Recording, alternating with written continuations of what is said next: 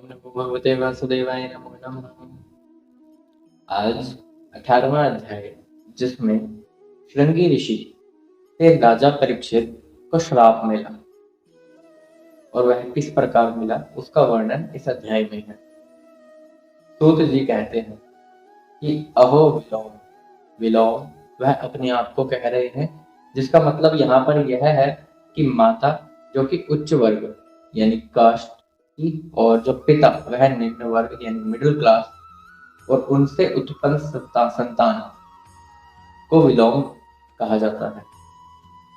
तो सूत जी अपने आप को विलोम कहते हुए वह कहते हैं कि हमें यह सौभाग्य प्राप्त हुआ कि हमें महात्माओं की सेवा प्राप्त हुई, जिससे यह जो वर्ग है, निम्न वर्ग उच्च वर्ग, इनसे हम बाहर निकल गए, हमारी मुक्ति हो गई।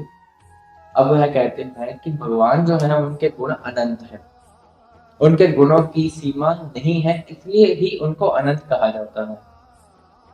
जो राजा परीक्षित है वह भी भगवान के बहुत ही बड़े भक्त हैं, लेकिन उनको श्राप किसी कारणवश भुगतना पड़ा। हालांकि वह भगवान श्री कृष्ण के भक्त थे। भगवान श्री कृष्ण के भक्त की तो लीला ही अपरंपार है, और लक्ष्मी जी भी जिनके चरणों की रज का ही सेवन करती है। ब्रह्मा जी ने जिनके चरण धोकर गंगा बहाई, और वह गंगा महादेव जी सहित पूरे के पूरे जगत को पवित्र करती है आज तक, वह भगवान श्री कृष्ण के चरणों से निकली। एक दिन राजा परीक्षित शिकार करने की इच्छा से वन में गए। वहां पर हरिणों के पीछे भागते भागते वह थक गए और उन्हें बहुत ही प्यास लगी, तो उन्हें कहीं भी पर जल नहीं दिखा।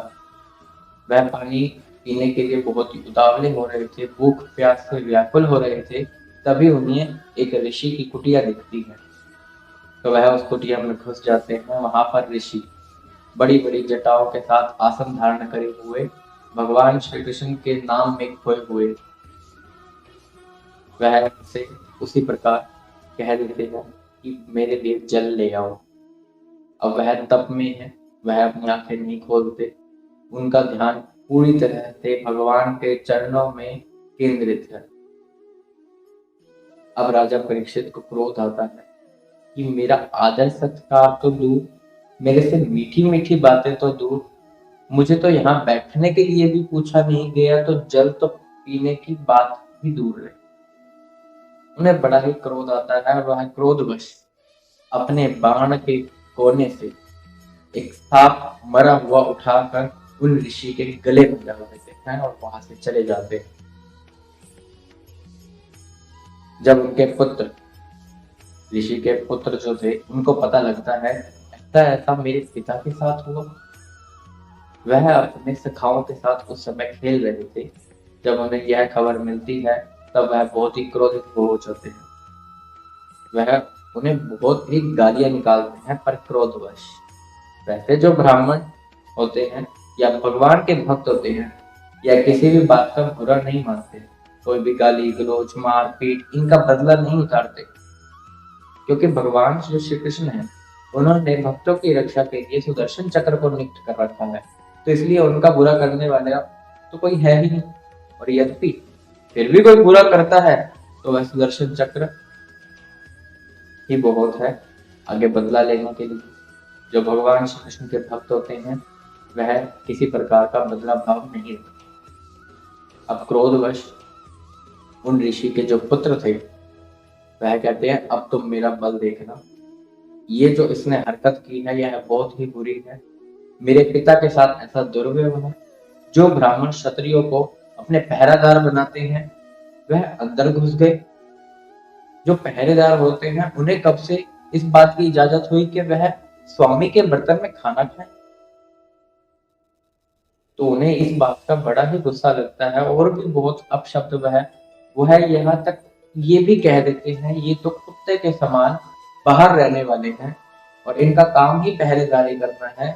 इनका इनकी हिम्मत कैसे हो कि अपने स्वामी का अनादर करें। अब वह अपना बल दिखाने के चक्कर में कौशिक नदी का जल लेते हैं, अपनी वाणी से राजा परीक्षित को श्राप दे डालते हैं। कि राजा परीक्षित, आज से आने वाले 7वें दिन तक्षक नाम का सांप तुझे काटेगा और तेरी मृत्यु हो जाएगी। जो यह तूने कर्म करा है इसका फल तुझे मिलेगा। क्रोध पूर्वक लिया गया निर्णय वह बिल्कुल भी ठीक नहीं। अब ऋषि के पुत्र अपने घर आते हैं, रोते हैं, चिल्लाते हैं। वह मरा हुआ सांप अपने पिता के गले में देखकर उनके रोने से चिल्लाने से ऋषि की आंखें खुलती हैं। वह उनसे पूछते हैं और वो सारा वर्णन वैसे का वैसे वह उन्हें सुनाते हैं। ऋषि के पुत्र ऋषि उनके इस कार्य से बहुत ही अप्रसन्न, बिल्कुल भी खुशी नहीं है, कोई अभिनंदन नहीं। उन्हें बड़ा ही दुख हुआ। वह कहते हैं वह राजा परीक्षित है, उन्होंने कई अश्वमेध यज्ञ किए हैं, वह तो भगवान के प्रिय भक्त हैं, तुमने उन्हें शराब दे डाला। तुम जानते नहीं हो कि वह पृथ्वी से चले जाएंगे तो क्या होगा। वैसे तो भगवान श्री कृष्ण के जाने से ही अधर्म इस पृथ्वी पर आ गया था, कलयुग इस पृथ्वी पर आ गया था, लेकिन राजा परीक्षित की वजह से उस कलयुग का यहाँ पर कोई कदम नहीं था। और तुमने जो कार्य किया है वह तो बहुत ही बुरा है। वह राजा परीक्षित के जाने के बाद इस पृथ्वी पर अधर्म आ जाएगा। सब लोग एक दूसरे का बुरा करेंगे, मारपीट करेंगे, गाली गलौज करेंगे, कोई किसी का अच्छा नहीं चाहेगा। शराब, मदिरा पान इत्यादि बुरे कर्म ही करते करते इस जंजाल में फंस जाएंगे। फिर कुछ ही भक्त जन रह जाएंगे जो भगवान श्री कृष्ण के होंगे और सही मार्ग पर चलेंगे।